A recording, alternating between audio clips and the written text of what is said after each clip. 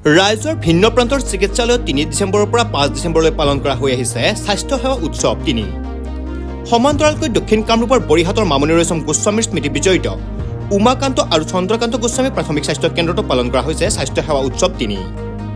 স্বাস্থ্য সেৱাৰ উন্নতি তথা জনসাধাৰণৰ গুণগত মানসম্পন্ন স্বাস্থ্য সেৱা প্ৰদান কৰাৰ উদ্দেশ্যে পালন কৰা হয় এই স্বাস্থ্য সেৱা উৎসৱ। বৃহস্পতিবাৰে আমৰাংগা বৰিহাটৰ উমাকান্ত আৰু চন্দ্ৰকান্ত গোস্বামী প্ৰাথমিক স্বাস্থ্য কেন্দ্ৰত উপস্থিত থাকে অভিযন্তা Jon Barman, Palabari division, doctor Biswarupa Majumdar, CSCH। লগতে উপস্থিত থাকে উমাকান্ত আৰু চন্দ্ৰকান্ত গোস্বামী প্ৰাথমিক স্বাস্থ্য কেন্দ্ৰৰ incharge doctor Chandana Medhi Das, nurse আৰু ডাক্তৰৰ লগতে বহুতো আশাকৰ্মী উপস্থিত থাকে। একচুৱেলি আমাৰ আসাম গভৰ্ণমেণ্টৰ তৰফৰ পৰা গোটেই হস্পিটেলবিলাক যেনেকৈ আপোনালোকে গম পায় যে স্কুলবিলাকত আপোনাৰ গুণোৎসৱটো হৈছিলে, তেনেকুৱা টাইপত আমাৰ হেল্থ ইনষ্টিটিউশ্যন যিমান আছে অল আসামৰ হেল্থ ইনষ্টিটিউশ্যনবিলাকত আপোনাৰ এটা কোৱালিটি আপোনাৰ এটা ষ্টেণ্ডাৰ্ড মেইনটেইন কৰা এটা পৰিৱেশ সৃষ্টি কৰিব পাৰি।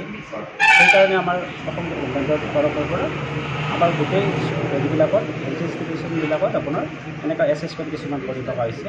কৰি পেলাই তাৰ ওপৰত ফাৰ্ডাৰ যাতে আমাৰ গভৰ্ণমেণ্টে ইয়াক ডেভেলপ বা ইম্প্ৰুভ কৰাৰ ক্ষেত্ৰত কিছুমান ষ্টেপ ল'ব পাৰে, সেই উন্নতিকৰণ কোৱালিটিটো ষ্টেণ্ডাৰ্ডটো উন্নতি কৰাৰ কাৰণে আমাৰ গোটেই হেল্থ ইনষ্টিটিউশ্যনবিলাকৰ আপোনাৰ আমাৰ এছেছৰ যেনেকৈ আমি আজি ইয়াত আমি PHCত মই এছেছৰ মই আহিছোঁ জন বৰ্মন আৰু মোৰ লগত বাইদেউ আহিছে, তেখেতে PG ষ্টুডেণ্ট হয়, GMCৰ পৰা আহিছে। আমাৰ মানে এজন যিকোনো ডিপাৰ্টমেণ্টৰ পৰা দিয়া গৈছে আৰু এজনৰ পৰা PG ষ্টুডেণ্ট দিয়া গৈছে। তেনেকৈ আমাৰ বাইদেউহঁতৰ লগত বা হেল্থ ইনষ্টিটিউশ্যনবিলাক আহি পেলাই আমাৰ তাত কেনেকুৱা ধৰণৰ পৰিৱেশ এটা সৃষ্টি হৈ এতিয়া চলি আছে আৰু সেই পৰিৱেশটোক আমি কেনেকৈ ফিউচাৰলৈকে আপগ্ৰেড কৰি ডেভেলপ কৰিব পৰা যায় তাৰ পৰ্যালোচনা কৰাৰ কাৰণে আমাৰ গোটেই অফিচাৰবিলাকক আমাৰ এই হেল্থ ইনষ্টিটিউশ্যনবিলাকলৈকে পঠিয়াইছে আৰু ইয়াৰ ওপৰত বেছ কৰি আমাৰ কিছুমান ফৰ্মেট আছে, কিছুমান ৰিপৰ্টিং আমি কৰিব লাগিব আৰু তাৰ ওপৰত বেছ কৰি আৰু আসাম গভৰ্ণমেণ্টৰ ওপৰত আমাৰ চৰকাৰে কিছুমান হেৰি কৰিব ল'ব আৰু তাৰ ওপৰত ইয়াৰ ডেভেলপমেণ্টৰ চিন্তা কৰিব। দেখিবলৈ পাইছোঁ আপোনালোকৰ টিমটোৱে যিটো টিম আহিছে আপোনালোকে PHCখনৰ বিভিন্ন দিশত আপোনালোকে প্ৰায় 1.5-2 ঘণ্টা ধৰি পৰ্যবেক্ষণ কৰিলে। তেনেস্থলত আপোনালোকে কেনেকুৱা কি দেখিলে অলপ জনাব নেকি? যেতিয়া আমাক ইয়ালৈকে পঠিয়াইছে আমি গোটেইখিনি চাই পেলাই আমি আল্টিমেটলি এটা ৰিপৰ্টিং গোটেই এটা ছিষ্টেম ইয়াতে আমি ক্ৰিয়েট কৰা হৈছে যে গোটেইখিনি বস্তু আমি চাই পেলাই আমি এটা আসাম গভৰ্ণমেণ্টলৈকে এটা ৰিপৰ্ট পঠিয়াব লাগিব। সেই ফৰ্মেলিটিজটোৰ কাৰণে আমি গোটেই হস্পিটেলখন চাবই লাগিব। গোটেইখন হস্পিটেলত পুংখানুপুংখকৈ আমি গোটেইবিলাক ৰুম আপোনাৰ গোটেই যিবিলাক আমাৰ ফৰ্মেটত আমাৰ যিমানখিনি আমাৰ ক্লজ আছে বা আপোনাৰ যিখিনি বস্তু চাবলগীয়া দিয়া আছে সেইখিনি বস্তু আমি গোটেইখিনি চাইছোঁ।